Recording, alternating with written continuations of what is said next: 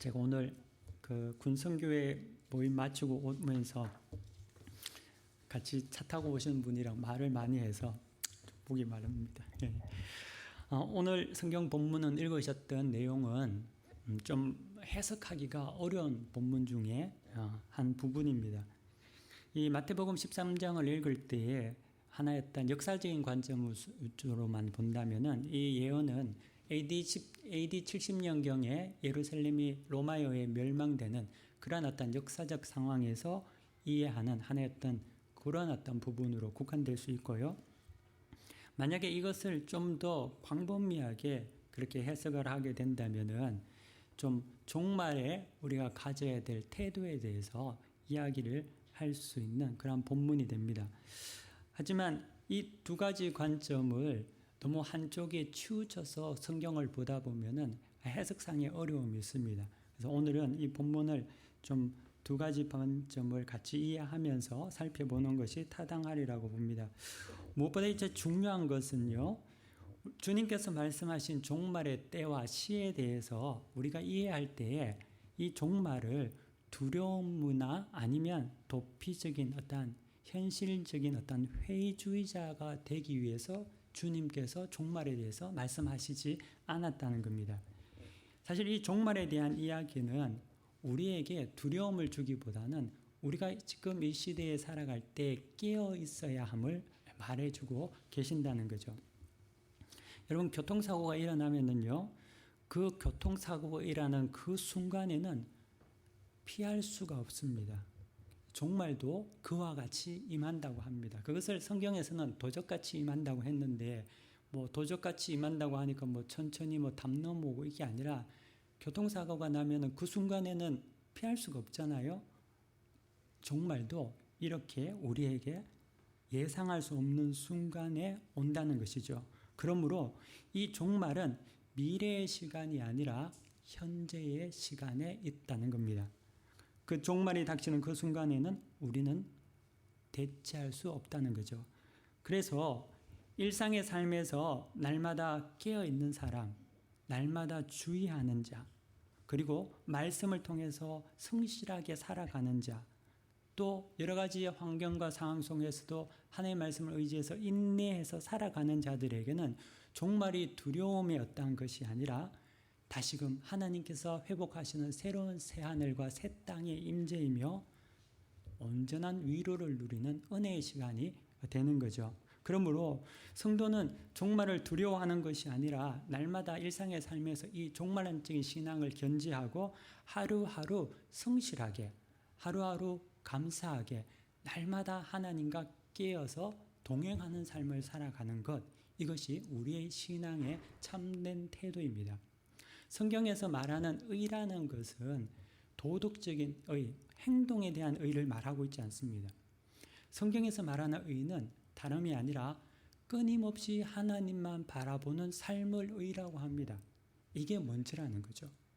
우리가 무슨 행동을 해서 의를 쌓는 것이 아니라 비록 실패하고 죄를 짓고 낙심하고 넘어지지만 그럼에도 불구하고 주님을 바라보면서 자기 자신을 하나님 앞에 놓지 않는 것, 하나님 앞에 끝까지 하나님 앞에 따라가는 것, 이것이 성경이 말하는 의라는 거죠. 그렇기 때문에 성도의 삶도 마찬가지입니다. 종말은 미래에 있는 것이 아니라 오늘 이 순간에 있다는 거죠. 오늘 우리가 여러 가지 세상에서 듣는 많은 소리로 인해서 또 갈등하지 않습니까? 하나님의 음성을 듣기 원하는 사람들이 이야기하는 것에 대해서 또 미혹되고, 어떤 사람이 나를 낙심케 하면 무너지고, 어떤 사람이 나를 조금만 세워주면 또 굉장히 교만해지고, 그런 어떤 세상의 소리가 아니라 오직 하나님 말씀에 귀 기울여서 하루를 온전히 살아가는 것, 이것이 종말의 태도라는 거죠. 그러므로 성도는 하루의 성부를 거는 자입니다. 왜냐하면 그것이 주님께서 우리에게 날마다 깨어 있으라고 말씀하신 종말의 의미이기 때문에 그렇습니다. 오늘 성경 본문 여러분 14절을 보시기 바랍니다. 본문 14절 우리 함께 다 같이 읽어보도록 하겠습니다. 시작. 멸망에 가정한 것이 서지 못할 것에 선 것을 보거든 잃는 자는 깨달을진저 그때에 유대에 있는 자들은 산으로 도망할지어다. 아멘. 예수님께서는 14절에 보면은 산으로 도망할지어다라고 말씀하십니다. 근데 그 바로 앞절 13절에 보면 또 주님이 제자들에게 끝까지 견디라고 말씀하고 계십니다. 13절에는 끝까지 견디라고 하시는데 14절에 들어오니까 주님은 또 이제 도망을 가라고 말씀하신다는 거죠. 아니 견디라고 하셨는데 또 도망까지 이제 하라고 하시니까 어떤 독자들은 성경을 읽으면서 이 성경이 이상한데 상충된다, 모순된다고 생각합니다. 하지만 그렇지 않습니다. 인내와 피함은 하나님의 뜻을 이루는데 동일합니다. 왜 우리가 인내해야 합니까? 그것은 주님에 대한 헌신이기 때문에 우리는 인내해야 되죠. 또 왜 우리가 도망가야 합니까? 그 이유는 내가 악에 물들지 않기 위해서 도망가야 한다는 거죠. 마치 요셉이 보디발의 아내에게서 도망한 것 같이 도망가야 된다는 거죠. 인내와 도망친다는 것이 상반된 모습인 것 같지만 그 속의 근원을 살펴보면 그 모든 것이 하나님의 중심에 있다는 겁니다. 하나님의 뜻을 따라서 살기 위해서 우리는 어떨 때는 인내해야 합니다. 하나님의 뜻을 따라서 살기 위해서 우리는 어떨 때는 도망도 해야 한다는 거죠. 그러므로 상황은 변하나 그 모든 것이 선하고 아름다운 이유는 그 근원이 하나님의 말씀과 하나님의 뜻에 있다는 것입니다.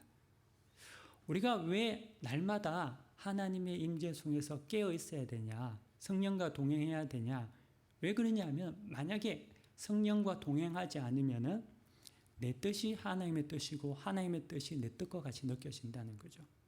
내 말이 하나님의 뜻 같고 하나님의 말씀이 내 뜻 같은, 이게 하나님의 뜻이 아닌 자기가 마치 하나님의 어떠한 생각을 가지고 살아가는 것 같은, 거짓이 진리인 양, 진리가 거짓인 양 혼탁해지기 때문에 그렇습니다.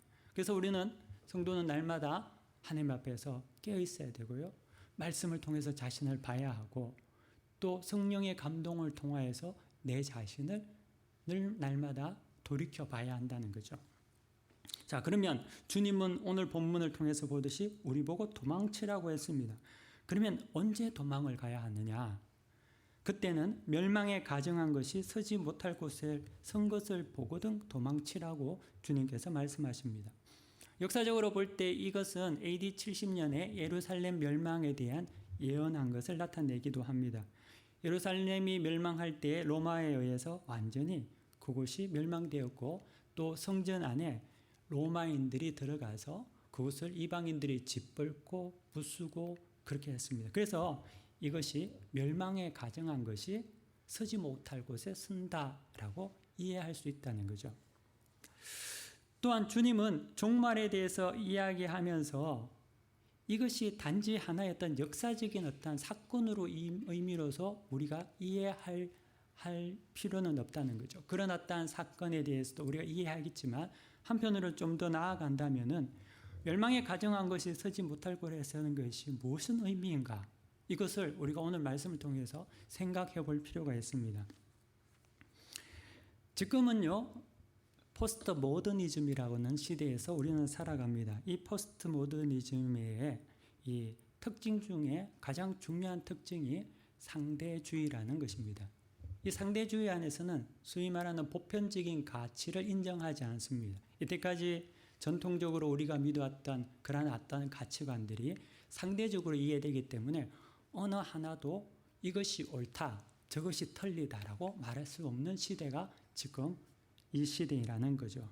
그래서 이 시대는 어떠한 시대냐면은 선과 악이 존재하지 않는 것 같은 시대가 이 시대이기도 합니다. 왜냐하면은 선과 악을 구분할 필요가 없습니다. 왜? 당신한테는 선이지만 내한테는 악이 될 수 있고 당신한테는 악이지만 나한테 선이 될 수 있다는 거죠. 모두가 개인의 권리, 개인의 생각이 중요하게 생각하고 평가를 다 다르게 하기 때문에 그런 어떤 포스트 모더니즘의 시대에서는 선과 악 자체가 사라진다는 겁니다. 그래서 합리적인 어떤 설득과 변정을 해도 소용이 없습니다. 아니야, 너 어리잖아. 어른한테 인사해야 돼. 예전에는 그게 이해가 되고 설득이 되고 그렇게 해야 된다고 생각했지만 지금은 왜요? 어른이 잘못하잖아요. 그런 이유를 대고 이야기를 하면은 그것이 상대적으로 받아들이게 되고 거기에 대해서 가치 평가를 할 수 없게 된다는 것입니다. 이것이 지금 우리가 살아가는 포스트 모더니즘의 현대의 특징 중에 하나입니다. 그래서 전통적인 윤리나 가치관이 무너졌고 또 모든 것이 상대화됐기 때문에 개인의 권리를 통해서 뭐든지 자유롭게 모든 일들이 가능한 시대가 되고 말았습니다. 근데 이 모습이 선과 악 자체의 구분이 없는 시대가 될 때 사실 그렇게 되면 거룩한 것도 악한 것이 있어도 악한 것이 있다 하더라도 거기에 대해서 모두가 아무런 문제가 없게 되는 시대가 도달하게 된다는 거죠. 우리 한국에는요 학생 인권 조례라는 것이 있습니다. 초등학교 4학년, 6학년 그 교과서인 더불어 사는 민주 시민이라는 교재의 내용에 이런 것이 있다고 합니다. 저도 이걸 보면서 야 정말 이런 것이 있나 싶을 정도로 깜짝 놀랐는데요. 그게 뭐냐면 초등학교 4, 6학년 학생들이 배우는 이 인권에 대해서 학생이 누려야 할 권리라고 하면서 이 권리가 뭐냐면 개인의 권리를 위해서는 동성애도 차별받지 않아야 한다. 아이의 사생활을 위해서는 비밀을 가질 권리가 있다. 부모가 숙제하라고 해도 나가서 놀 권리가 있고 부모님의 말씀을 무조건 따르지 않아도 된다. 게임, 웹툰, 염색 등은 내 마음대로 할 수 있다. 이렇게 권리로 적혀 있는 겁니다. 그리고 학생 인권 침해는 어떤 거냐? 선생님이 내 일기를 검사하고 엄마가 녹화하지 않고 내 방문을 여는 것, 인권 침해고요. 가정에서 설거지를 여자인 나에게만 시키는 것, 부모님이 내 우편물을 몰래 확인하는 것은 다 인권 침해다라고 정의하고 있습니다. 그러면 인권 침해를 어떻게 해결해야 되냐? 국가인권위원회에 진정하기, 지역신문에 투고하기 이렇게 해서 그게 교과서로 있다는 거죠. 물론 제가 다 찾아보지는 않았지만 그렇게 되었다는 내용의 칼럼을 봤습니다. 여러분 사회의 어떤 시스템이 무너지고 또 물론 그렇게 쓸 수밖에 없었던 이유도 있겠죠. 가정에서 문제가 많았다든지 아이들을 보호해야 된다는 그런 의미도 있을 거라고 생각하는데요. 그럼에도 불구하고 사회 시스템이 무너지고 자유방음으로 치달아도 그것이 인권이고 권리고 이 모든 일들을 인정하는 사회, 시대 이것이 멸망에 가정한 것이 서지 못할 곳에 서는 그러한 종말의 징조라는 거죠. 심판은 언제 이루어집니까? 심판은 희망이 없을 때 심판이 이루어집니다. 소돔과 고모라가 멸망한 이유는 그곳에 의인 10명이 없었기 때문에 멸망했습니다. 이 말은 회복할 수 있는 존재가 없다는 거죠. 씨를 뿌려야지만 이 싹을 틀 수 있는데 씨가 없다는 겁니다. 일을 해야지만 이 건물을 지을 수 있는데 일할 사람이 없습니다. 그러면 희망이 없는 거죠. 그 사회는 심판받을 수밖에 없다는 거죠. 희망이 없기 때문에 소망이 없기 때문에 남은 자가 없기 때문에 그곳은 멸망하고 맙니다. 성전은 거룩한 장소이고요. 그것을 통해서 성전을 통해서 세상을 정화시키고 등대와 같은 역할을 해야 합니다. 그런데 예수님 당시에 성전은 그런 곳이 아니었거든요. 예수님께서 말씀하신 같이 성전은 강도의 구렬이 되고 말았다는 거죠. 더 이상 성전을 통해서 하나님의 구원의 역사가 이루어질 수 없는 일이 이루어지고 말한 겁니다. 그렇기 때문에 그곳은 심판의 대상이 되고 말았다는 거죠. 멸망에 가정한 것이 없어야 할 성전 안에조차도 그런 일들이 불법과 불의와 하나님을 무시하고 대적하는 일들이 활기를 치고 있다는 거죠. 그러니까 그곳이 종말의 시대가 되고 만 것이죠. 열매가 익으면요 따먹듯이 또 죄가 무르익으면 심판이 오게 되어 있습니다. 우리 풍선을 불어보면 알잖아요. 풍선을 불면 계속 커지면 언젠간 터지는 것 같이 그런 의미에서 본다면 이 종말이라는 것은 죄와 밀접한 관계가 있고 그리스도인의 삶과 또 교회와 굉장한 밀접한 관계를 가지고 있습니다. 왜냐하면 왜 교회와 관계가 있냐면 교회가 이 땅에 대해서 정화하는 역할을 할 수 없는 때가 된다면 교회가 타락하고 부패하고 또한 그리스도인들이 세상의 빛으로서 살 수 없는 그러한 시대가 되고 만다면 왜? 성과 악의 구분이 없기 때문에 진리를 진리라고 말하지 않고 거짓을 거짓이라고 말할 수 없는 그러한 시대가 와서 산다면은 그때는 교회가 있으나 마나 하나님께서 복음을 전할 통로 자체가 막히기 때문에 그것은 심판이 오게 된다는 거죠. 좀 더 영적으로 말한다면은 우리 그리스도인들이 깨어있지 않으면 우리가 하나님 앞에서 온전히 하나님 말씀에 순종해서 진리의 등불을 밝히지 않으면 심판이 앞당겨진다는 거죠. 물론 그거는 하나님만 아시죠. 하지만 멸망에 가정한 것이 서지 못할 곳에 서는 일들이 이루어지게 된다는 것입니다. 성경 보면은요 14절에 그때 유대에 있는 자들은 산으로 도망가라 할지어다 라고 주님께서 말씀하고 계십니다. 여러분 천재지변이 일어나거나 전쟁이 일어나거나 뭐 테러가 일어난다든지 급박한 위기 상황이 되면은 우리는 어디로 도망갑니까? 방공호로 도망간다든지 안전한 대피소, 또 일본 같은 경우는 쓰나미가 오니까 막 산으로 도망가고 뭐 이런 일들이 있었죠. 근데 이런 어떤 일시적인 자연재해 말고 정말 종말이 온다면 세상이 끝나는 종말이 온다면 생존의 희망이 없을 때 어디로 가야 할까요? 여러분들은 종말이 온다면 이 하나의 예지만 어디로 가겠습니까? 대부분 교회로 올 것 같습니다. 믿는 자들은. 병원에 가면요 체풀실이 있는데 꼭 기독병원이 아니라도 일반 병원에도 신우회들을 통해서 환자들을 보호하고 또 돌봐주고 또 예배를 매주마다 드립니다. 대개 그곳에 나오는 예배에 참석하는 자들은 믿는 분들도 있지만 믿지 않는다 하더라도 말기 암 환자라든지 생명의 어떤 생존할 수 있는 가능성이 희박한 분들은 와서 예배를 드리고 하나님을 찾습니다. 유대인들에게 성전이라는 곳은 구원의 장소거든요.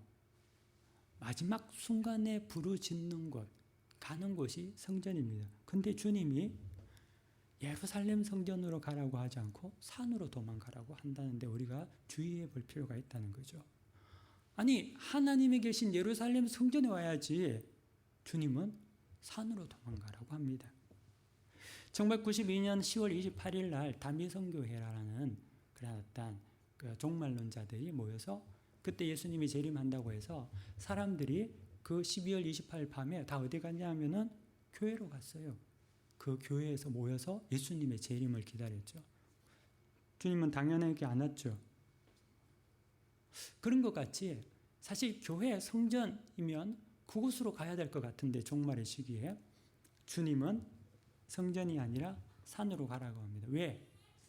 왜 그렇게 말씀하냐면 성전이 더 이상 기능을 하지 못한다는 데 있습니다. 강도의 구렬이 돼버렸다는 거죠. 그래서 주님은 성전으로 가라고 하는 것이 아니라 산으로 가라고 말씀하고 계신다는 겁니다. 종말이라는 것은 뭐 재수가 없어서 하늘에 어떤 행성이 궤도가 이탈되어서 지구로 와서 멸망 이런 어떤 종말 이것을 우리는 많이 상상하고 생각하는데요. 그것이 아니라 종말은 반드시 죄와 관계가 있습니다. 하나님께서 이 땅에 더 이상 하나님의 인내를 충만하게 채우시고 이 세상이 희망이 없다고 하나님께서 보실 때 그리고 모든 자들에게 복음이 전달되고 하나님의 백성들이 하나님을 받아들일 수 있는 그런 기회를 주셨음에도 불구하고 거부할 때 그리고 그것을 변화시킬 더 이상의 교회와 사람이 없을 때 그때가 종말의 시기가 된다는 거죠. 그렇기 때문에 우리가 죄를 잘 짓는데, 죄 짓는데 뭐 잘 되고 뭐 이렇게 호사스럽게 산다, 호의호식한다고 해서 사실 그것을 부러워할 필요가 없다는 겁니다. 왜냐하면 하나님께서는 심판하시기 위해서 어떨 때는 죄를 통해서 우리에게 살을 주기도 합니다. 그러므로 악인이 형통한 것에 대해서 우리가 부러워할 것도 아니고 마음을 뺏길 것도 아니라는 거죠. 성경에 보면은 소돔과 고모라처럼 쾌락이 충만하고 즐겁기 짝이 없을 때가 없었다는 거죠. 멸망 바로 전에 소돔과 고모라는 너무나 행복, 소위 말하는 그 행복은 세상적인 행복이었지만 정말 쾌락을 즐기며 세상의 사람들이 살기 너무 좋다고 생각한 것이 소돔과 고모라이죠. 그래서 롯이 보고 그쪽으로 가는 거 아닙니까? 살기가 좋다고 생각해서 북이스라엘 여로보암 1세 시대 때도 그만큼 경제적인 풍요를 누린 시절이 없었다는 거죠.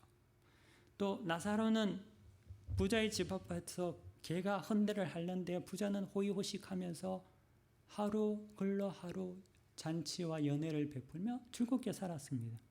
하지만 우리가 성경을 보듯이 그 결국은 모두 다 심판이었다는 거죠. 그래서 우리가 악인의 형통에 부러워할 것이 아니라 우리 자신을 늘 하나님 앞에서 성찰해야 한다는 거죠. 구약에서 말하는 산이라는 의미는 거룩을 의미하고 있습니다. 즉 하나님의 임재의 장소가 산이라는 거죠. 모세가 시내산에서 십계명을 받고 율법을 받았습니다. 시편 기자는 산을 하나님의 능력과 권능의 장소라고 표현하고 있습니다. 예수님께서도 산에 가셔서 날마다 기도하셨다는 거죠. 그래서 주님이 산으로 도망가라고 한 것은 타락한 성전이 아니라 진정 하나님 안으로 와 있으라는 거죠. 하나님의 품으로 오라 라고 주님께서 말씀하고 계신다는 겁니다. 성경 본문 15절 16절 여러분 보시기 바랍니다. 15절 제가 읽겠습니다. 16절은 여러분들이 읽어주십시오. 지붕 위에 있는 자는 내려가지도 말고 집에 있는 무엇을 가지러 들어가지도 말며. 아멘. 소돔과 고모라가 멸망될 때 롯의 아내도 집에 둔 것에 대해 미련을 두고 돌아보다가 소금 기둥이 되었습니다. 헛된 것에 대한 미련으로 시간을 지체하다가 고통을 당하고 생명을 잃게 된 거죠. 성경에 보면 지붕 위에 있는 자는 내려가지 말라라고 하는데 이 지붕 위라는 곳은 이 유대인들에게 지붕 위는 기도처를 말합니다. 지금같이 이런 뾰족한 지붕이 아니라 유대인의 지붕은 평평했거든요. 그래서 이제 예수님께서 중풍병 걸린 자도 친구들이 4명이 지붕에서 내린 것 같이 이 지붕이라는 곳은 기도의 장소이고요. 또 우리 성경에 보면 베드로가 요바에 있는 무두쟁이 시몬 집에 있을 때 지붕에서 기도하는 중에 환상을 보고 고넬료의 집으로 가지 않습니까? 또 구약의 사무엘이 사울에게 이스라엘의 왕이 될 것을 이야기할 때도 지붕 위에 데리고 가서 이야기했다고 말합니다. 이렇듯 이 지붕 위라는 것은 기도와 안식 그리고 중요한 논의의 장소였고 영적 생활의 주된 공간이었습니다. 그리고 또 밭에 있다고 하는 말은 생계를 위해서 노동을 하고 있음을 말해주고 있습니다. 주님은 영적인 생활을 하고 있을 때나 아니면은 육신의 일을 하고 있을 때나 우리가 붙잡고 미련을 갖는 모든 것에 대해서 해방되어야 된다고 말씀하고 계십니다. 그렇지 않으면 그것이 올무가 되어서 우리를 붙잡고 생명을 잃게 한다는 거죠. 여러분은 생명을 얻는 데 있어서 올무가 되는 것이 무엇입니까? 여러분들에게는 어쩌면 그것이 내가 놓지 못하는 내 물질일 수도 있고요. 내가 놓지 못하는 자녀들 수도 있고 명예일 수도 있고 아니면은 자존심일 수도 있고 권력일 수도 있다는 거죠. 그 모든 것이 내 속에 있어서 나에겐 염려와 근심을 떨칠 수 없다는 거죠. 어떤 이는 굉장히 거룩하게 살아가고 신자로서 반듯한 것 같은데 그 속에서도 지붕 위에 있는 그에게도 자기의 주장, 자기의 사상, 고집, 그리고 세속적인 가치관, 기복적인 신앙 이런 것들을 통하여서 그것을 미련을 갖고 살아가는 자들도 있다는 거죠. 하지만 주님은 지붕 위에 있거나 영적인 생활을 하든지 육적인 생활을 하든지 어느 순간에도 그 자신을 붙잡고 있는 올무를 잡으려고 그것에 대해서 미련을 두고 시간을 지체하지 말고 그것에 대해서 떨쳐버리라고 말씀하고 계시고 있습니다. 마가복음 8장 36절에 보면은요, 사람이 만일 온 천하를 얻고도 자기 목숨을 잃으면 무엇이 유익하리요? 라고 하지 않습니까? 다 얻었는데 생명을 잃으면 그만큼 손해가 어디 있습니까? 어리석은 거죠. 그래서 우리는 그 어리석음에 빠지지 않도록 깨어 있어야 한다는 겁니다. 성경 본문 17절, 20절까지 말씀입니다. 자, 한 절씩 교독하고 함께 19절 읽겠습니다. 17절 제가 읽겠습니다. 그날에는 아이 뵌 자들과 젖 먹이는 자들에게 화가 있으리로다. 함께 읽겠습니다. 이는 그 날들이 환난의 날이 되겠습니다. 하나님께서 창조하신 시초부터 지금까지 이런 환난이 없었고 후에도 없으리라. 아멘. 자, 19절까지만 먼저 보겠습니다. 여기 성경에서 보면은 이 내용은 말씀드린 같이 AD 70년 예루살렘의 멸망에 대해서 이야기하고 있습니다. 그거로 이 해석하는 많은 신학자들이 있습니다. 사실 요세푸스가 쓴 유대 역사가 요세푸스가 쓴 글에 보면은 AD 70년에 예루살렘이 멸망당할 때 그 성 안에 있던 110만 명이 다 몰살을 당하고 죽임을 당했다고 합니다. 그런데 그 때에 많은 자들이 여자들과 아이들이 많은 이들이 희생되었다고 전해오고 있습니다. 주님은 아이 뵌 자들과 젖 먹이는 자들이 가장 보호를 받지 못할 거다. 그런 어떤 위험이 닥칠 거다라고 말하고 계십니다. 이 말은 뭐냐면 당연히 보호받아야 할 자에게도 처참한 그러한 심판의 무서움이 다가온다고 말씀하시고 계시죠. 또한 환난이 겨울에 일어나지 않도록 기도하라고 하십니다. 창조 후부터 지금까지 이런 환난이 없었고 또 없을 것이라고 말하고 계십니다. 우리는 이 환난, 이런 어떠한 종말에 대해서 이야기할 때 너무 미래적인 것으로 생각해서 쉽게 생각할 수 있지만 주님께서 말씀하시는 그 요지는 심판에 대한 정말 우리가 이것을 비켜가야 되고 끼어 있어야 되고 그것에 들어가서는 안 된다는 것을 말씀해 주고 있다는 거죠. 우리는 안일하게 생각해서 지옥 가면 되지 이렇게 이야기하고 생각할 수도 있는데 또 그렇게 말하는 사람들도 있는데 주님은 그것이 너무나 그렇기 때문에 절대 그곳에 우리가 빠져서는 안 된다는 것을 말씀해 주고 계십니다. 또 여기에서 보면은요, 환난 가운데서 주님은 의인이 제외되지 않음을 보여주고 있습니다. 택하심 받은 자도 그 환난 가운데 있음을 보여주고 있습니다. 왜 택함 받은 자들이 환난을 피하지 못하고 동일한 환난 가운데 있어야 합니까? 그것은 참된 빛의 역할을 하지 못하면은 우리 또한 동일한 심판에 동참하게 그것을 경험하게 된다는 거죠. 또한 환난 가운데서 생명을 구하기 위해서라도 하나님은 의인을 남겨두셔서 그들 가운데 등대와 같은 역할을 하게 하십니다. 그러므로 어느 상황 속에서라도 우리는 하나님의 뜻을 의지하며 순종하며 살아가야 합니다. 택함받은 자들의 기도는 능력이 있습니다. 응답이 있습니다. 아브라함이 하나님께 기도하고 하나님은 그의 기도를 듣고 의인의 수를 양보해 주셨습니다. 그래서 롯을 재촉하는 천사에게 간구했을 때 천사는 롯이 피할 수 있도록 가족이 피할 수 있도록 하나님께서 시간을 주시고 기다려 주신 것을 우리는 성경을 통해서 볼 수 있습니다. 하나님께서는 홍수로 이 땅을 멸하기 전에 노아의 가족을 위해서 100년이라는 시간 동안 여유를 기다려 주셨습니다. 인내해 주셨습니다. 이렇듯 택함받은 자는 하나님의 뜻을 변개하게 하지는 못하지만 하나님께서 그들을 위해서 일할 수 있도록 그리고 은혜를 허락하여 주십니다.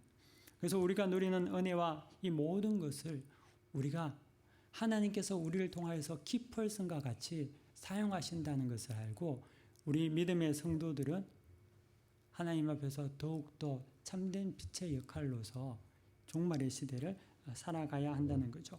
21절, 23절 여러분 보시기 바랍니다. 제가 읽도록 하겠습니다. 그때 어떤 사람이 너희에게 말하되 보라 그리스도가 여기 있다 보라 저기 있다 하여도 믿지 말라. 거짓 그리스도들과 거짓 선지자들이 일어나서 이적과 기사를 행하여 할 수만 있으면 택하신 자들을 미혹하려 하리라. 너희는 삼가라. 내가 모든 일을 너희에게 이미 말하였노라. 아멘. 오늘 본문은 아닌데요. 마가복음 13장 6절에 보면은 많은 사람들이 주의 이름으로 와서 자신이 그리스도라고 하며 사람을 미혹한다고 했습니다. 그때는 세상의 사람들, 일반 사람들에 대해서 이야기했다면 지금 이 본문에 대해서는 택함 받은 자들을 미혹한다고 합니다. 환난 시 마지막 종말 때의 하나의 징조 중에 하나는 멸망에 가정한 것이 서지 못할 곳에 서는 것 같이 거짓 그리스도인들과 선지자들이 택함 받은 자들을 미혹한다는 데 있습니다. 대상이 일반 사람뿐만 아니라 믿는 신자들까지도 미혹하려고 한다는 거죠. 왜 그렇습니까? 왜냐하면 택함 받은 자들이 기도함으로 말미암아 하나님의 의를 이루고 그러므로 말미암아 심판을 하나님의 인내 가운데 그 모든 것들을 연기한다기보다는 하나님의 온전한 뜻을 이루기는 하지만 마치 아브라함과 같이 노아와 같이 그러한 은혜의 때를 허락할 수 있기 때문에 그렇습니다. 그래서 택함 받은 자들이 너무나 중요하죠. 믿는 우리가 너무나 중요한 겁니다. 우리가 깨어 있어야 한다는 거죠. 그런데 사단은 이것을 파괴하고 죽이고 고통에 빠지게 하기 위해서 택함 받은 자들까지 미혹해서 무너뜨리려고 합니다. 그렇기에 같은 믿음을 고백하는 자 같은 거짓 그리스도인들, 거짓 선지자들이 나타나서 더 큰 이적과 기적을 통해서 할 수만 있으면 믿는 자들까지 미혹하려고 한다는 거죠. 그러므로 종말의 시대에 우리에게 필요한 영적인 기능은 우리가 온전한 분별함을 가지고 그 모든 것을 간파하고 또 그것을 통하여서 하나님의 뜻을 온전히 이룰 수 있도록 해야 한다는 겁니다. 디모데후서 3장 2절에서 5절까지 보면은요, 말세의 징조에 대해서 이렇게 말하고 있습니다. 사람들이 자기를 사랑하며 돈을 사랑하며 자랑하며 교만하며 비방하며 부모를 거역하며 감사하지 아니하며 거룩하지 아니하며 부정하며 온통함을 풀지 아니하며 모함하며 절제하지 못하며 사나우며 선한 것을 좋아하지 아니하며 배신하며 조급하며 자만하며 쾌락을 사랑하기를 하나님 사랑하는 것보다 더하며 경건의 모양은 있으나 경건의 능력을 부인한 자니 이 같은 자들에게서 내가 돌아서라. 아멘. 사실 이 디모데후서의 말씀이 사실 지금 우리가 살아가는 어떤 시대의 모습 아닙니까? 어떻게 보면 우리 또한 종말을 살아가고 있는 자들인 거죠. 근데 여기서 우리가 깨어서 하나님의 말씀에 따라서 살아가야 한다는 겁니다. 보이는 것이 중요한 것이 아니고요. 또 이적을 기적을 일으킨다고 해서 그것에 따라서 현혹되어서 그것을 쫓는 자들이 아니라 오직 하나님과 연합된 삶을 통하여서 하나님의 뜻을 분별하고 말씀에 근거해서 살아가야 한다는 거죠. 제가 유튜브에서 어느 기적을 일으키는 집회에 대한 어떤 비디오 클립을 본 적이 있습니다. 아프리카에서 일어난 일들을 보여주는데요. 어떤 설교자가 나와서 설교를 하고 그리고 기도를 하는데 갑자기 하늘에서 소나기가 막 쏟아지는 거예요. 그곳에 있는 모인 사람들이 막 비를 맞으면서 춤을 추고 막 황홀 경험한 것이 굉장히 어떤 놀라운 일들이 일어났습니다.